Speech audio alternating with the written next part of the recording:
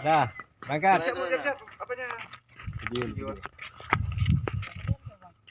Gangguan.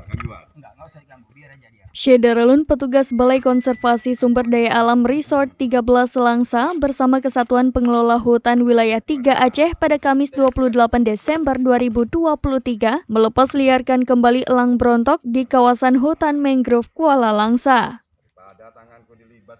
Pelepasan hewan dilindungi jenis burung elang ke habitatnya ini agar elang tersebut bisa kembali hidup bebas dan terjaga populasinya.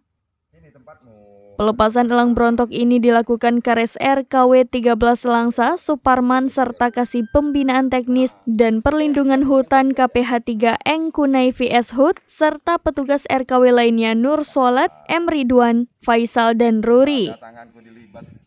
Sebelumnya, sebut Kares RKW 13 Langsa Suparman, pihaknya menerima 1 ekor satwa liar jenis elang brontok atau Nicetus cirrhatus, berumur kurang lebih 8 bulan dalam keadaan sehat dan agresif. Satwa tersebut diserahkan secara sukarela oleh warga atas nama Intan Maria yang beralamat di Gampong Daulat, Kecamatan Langsa Kota.